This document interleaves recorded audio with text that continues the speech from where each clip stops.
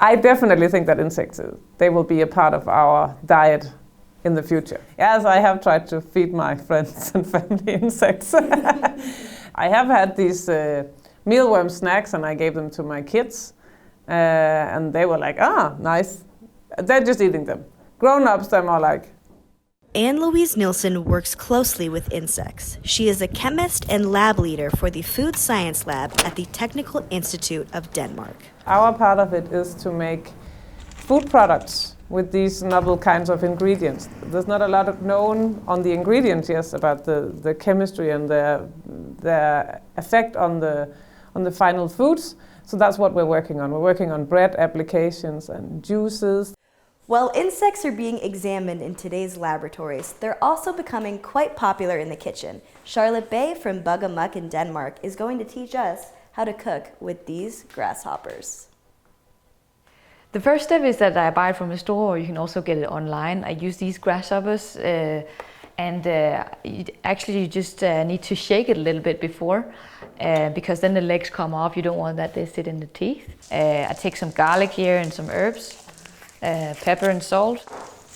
You heat up the pan. It needs to be kind of hot before you put on the grasshoppers, and take them directly frozen because then they are better. And then you just turn it a little bit so the herbs is gonna be in, and then it's actually just to put on these grasshoppers directly.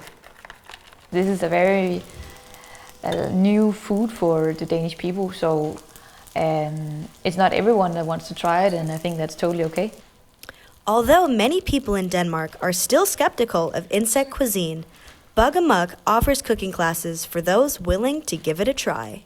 Sometimes I do a pesto with people or just fry them like this. A lot of different people show up and have the interest of it because the climate is so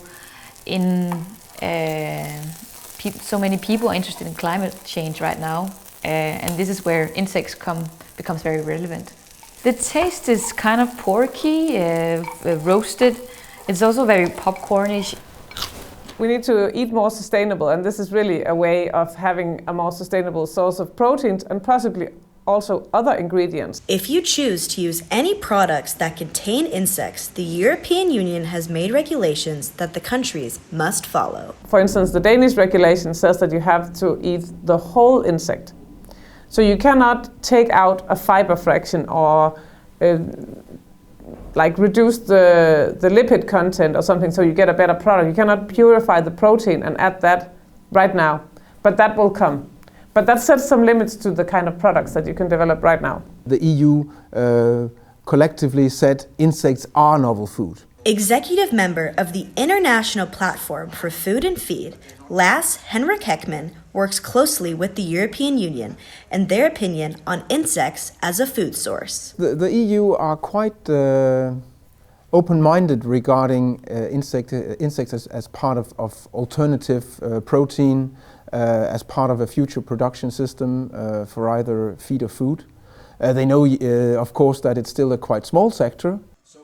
Although the sector may be small, Heckman feels Denmark is ahead in the innovation aspect of insect farming. Well, we are an agricultural country and we are a food innovating country, and we like to really consider ourselves that, and we have a culture regarding this. So insects fit super well into that narrative. Unlike cattle or pig farming, where a lot of land is necessary to produce the products, mealworm farming is more sustainable. The good thing about mealworm is we need to have a lot of mealworms in one box, because if we only keep a handful of mealworms in one box, they won't thrive. Heimdal Ento Farm also has a processing facility where they use every resource available to them. So we don't use up fields to produce food for the mealworms.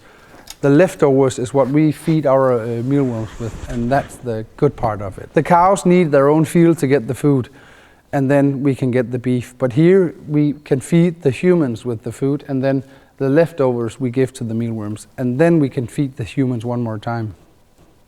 I eat mealworms absolutely every day. Morning, lunch and dinner. I put them in my salad or in my stew or in my muesli in the morning, and I eat it every day. People think it's like the Lion King, you know, where but there's nothing in them. They're just crunchy and nice to eat. Insects may not be the most conventional way of farming or cooking, but the advantages are catching the eye of not only Denmark, but other European countries. I definitely think that insects, they will be a part of our diet in the future. It's not like we will stop eating whatever we're eating now and then only eat insects. But I think it's part of the solution to having a more sustainable diet. So to reduce the meat intake, maybe have some plant-based products, some insect-based products, and then having a more sustainable overall diet. I think they're part of that solution.